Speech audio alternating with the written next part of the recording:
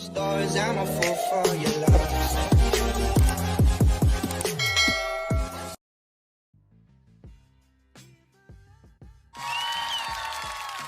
Okay, welcome back po ulit sa ating YouTube channel, ang Double Action Inquiry Channel. And this is your host na, no?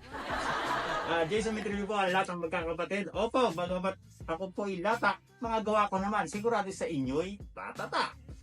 At sa mga bago pong manonood dyan, abay, wag lang po puro nood, baka kayo madapa, tumama ang inyong alulod. Mag-like, share, and subscribe din para updated ka sa mga video kong parating. So yun, nagtanong pala sa akin last time, bakit ang tagal nung mga susunod na video. So kung mapapansin nyo, yung interval ng ating mga vlogs, mga video, 2 weeks ang interval nila.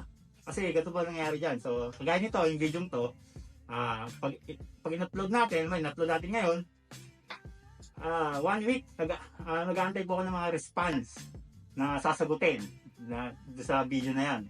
So, after 1 week, saka po ulit ako gagawa ng susunod na video. So, pagka video nun, hindi ko naman agad i-upload po yun kasi dadaan pa po ulit yun sa editing process. So, 1 week po ulit yun. Kaya, every 2 weeks po ang ating upload. So, kung di po nagkakamali, every other Monday. So, kung na-upload po ngayon, expect nyo po isusunod since may mga parating pa naman tayong content. So, expect nyo every other week, every 2 weeks. Yun, ganun po. So yun, may mga ilang curious na rin po kung sino daw po ako. So nung pumunta sa shop, tinanong kung sino daw yung Jason Mitrillo.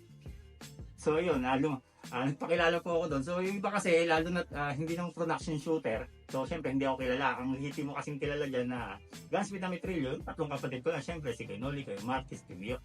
So sila lang yung mga kilala. So ako, lalo na hindi ka production shooter, malamang hindi mo ako kilala. Yung iba, doon lang ako nakilala doon sa channel lang natin na to. So, ayun, kaya na-curious sila kung sino ako. So, kaya ito nga, pwede ako nakaganito. So, ulitin ko po, ito po ang napili kong vlogger costume. So, ito po yung ginawa kong image ko bilang isang vlogger. Tsaka sabi ko kasi para hindi nyo po makilala pag nasa labas ako kasi batang hamog po ako pag nasa labas. Ayun. For your info po, isa pa akong batang hamog noong 90s yun. Yung typical na 90s, yung pagdating sa bahay, tapon yung bag, tapos takbo na sa laruan yun. Paghapon hanggang sa mag-amoy araw, kaya batang hamog noong 90s yun. Ganun po.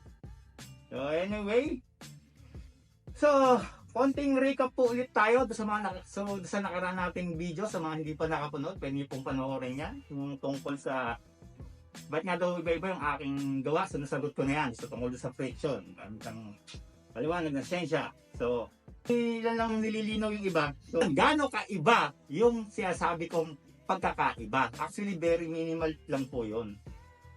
Actually kung meron nga akong meron ako naging customer, nagpa-trigger job siya, 2 unit, same brand, same model. So, balik kambal yun kambal. So, trigger job ko siya parehas. So, siyempre, ginamit niya.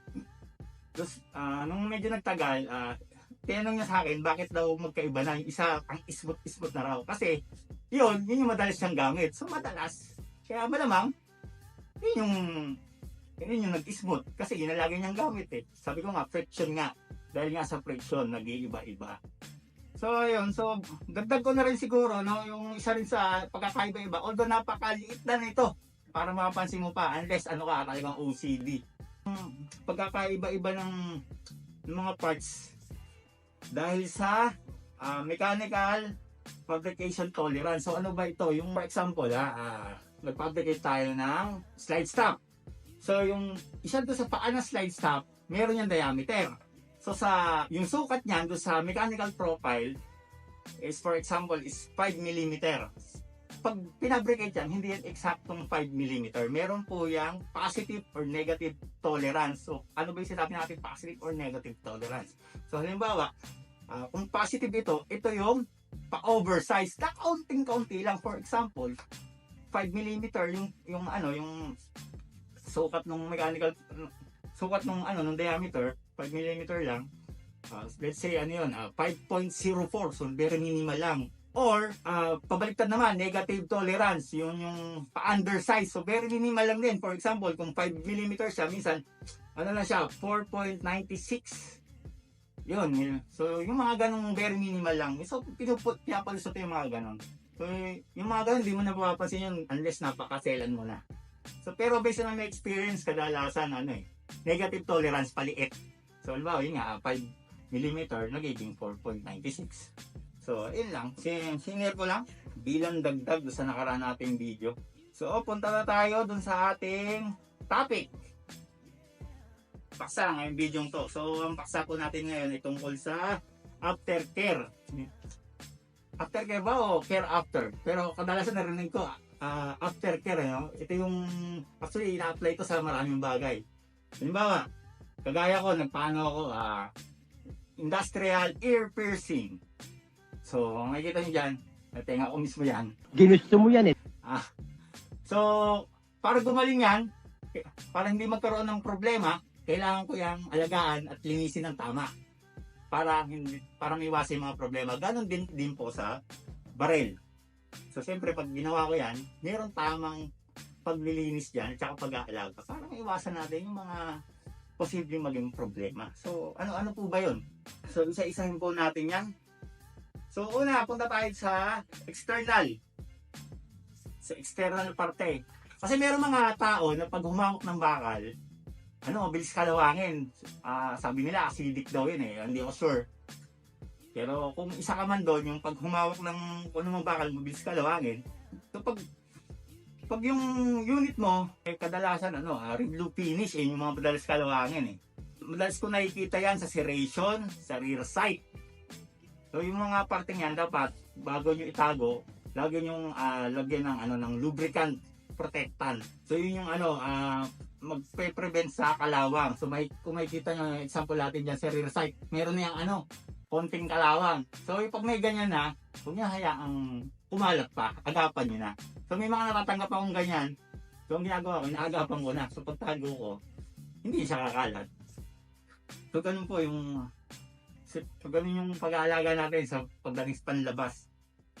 Kasi yung iba, meron din pala, naka-chrome na. Aba, lakas ang kapangyarihan, talagang kinakalawang pa rin. So kung kayo man yun, dapat maging aware kayo, tingnan nyo yung unit nyo kung may nagpe-penetrate ng kalawang para hindi na lumala. Kasi pag lumala yan, syempre, mayroon i-restore. Ganun po. So kung yun po ang sa external, so kung papasok naman po tayo sa internal, yung loob. So kung makikita nyo dyan, yung napakaduming yan. So, actually, nabanggit ko ito sa nakaraang video, yung mga dumi niya, nag-focus ng, yung pinakita kong illustration ng nakaraan, yung nawawala yung double action. So, isa rin yan sa cause nung ganon.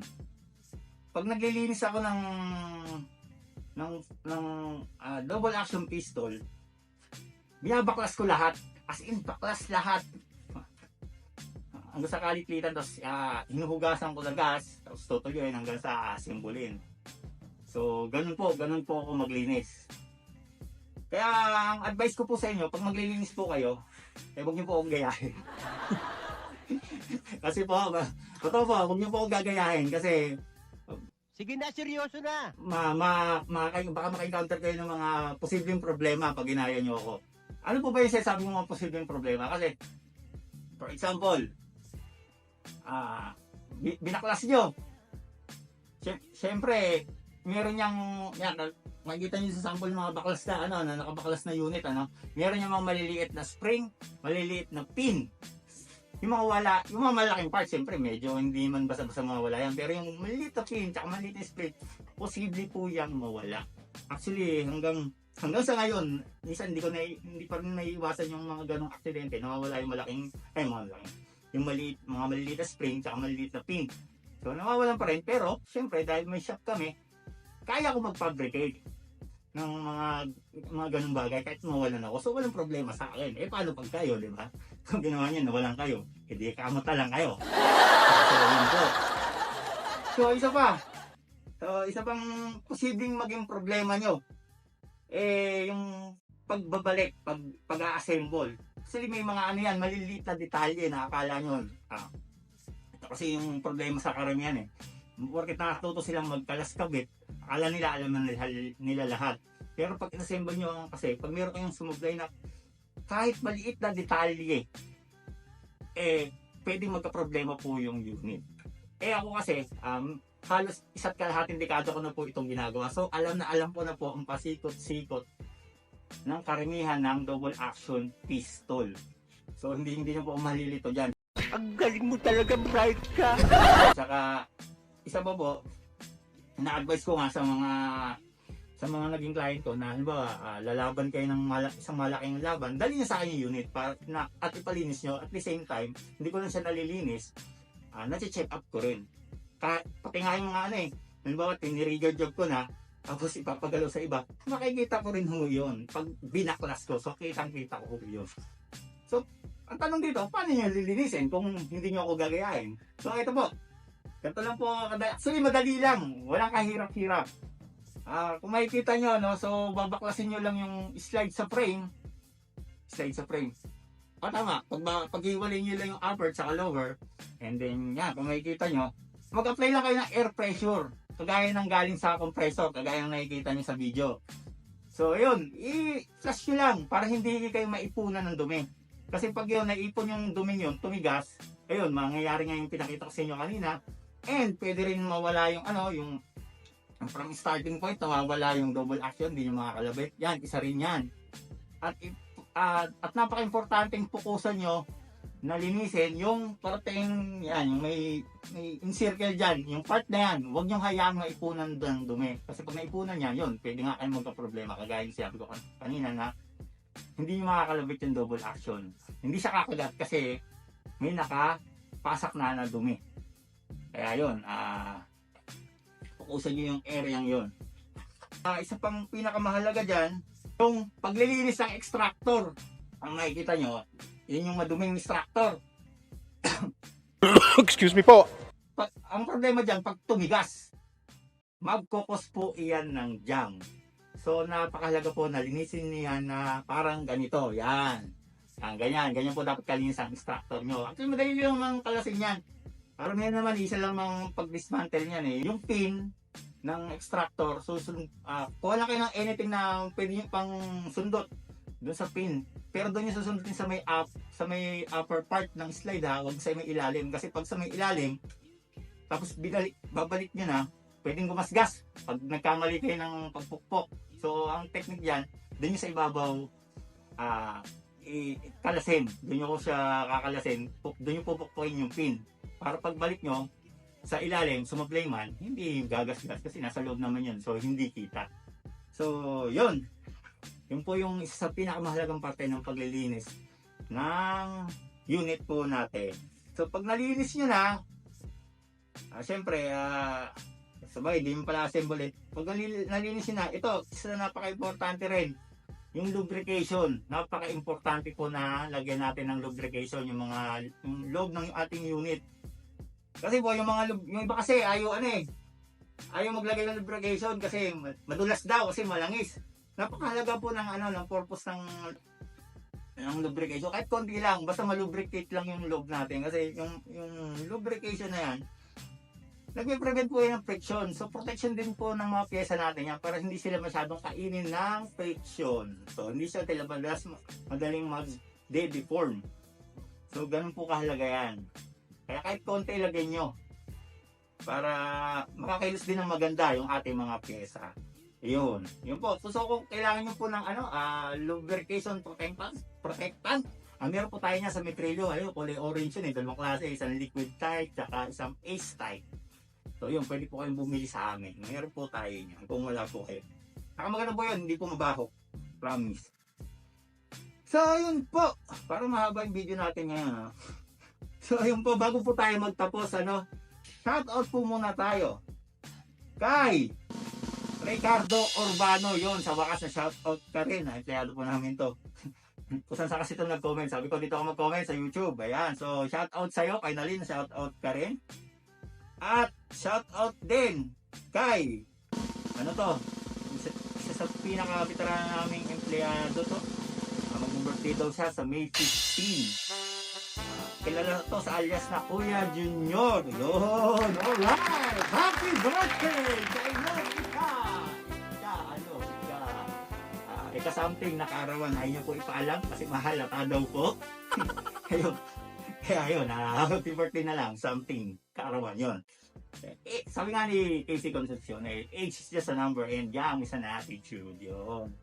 Ako mo siya pagkaintindi yung edad na yan. So, happy birthday ulit sa'yo, Insan!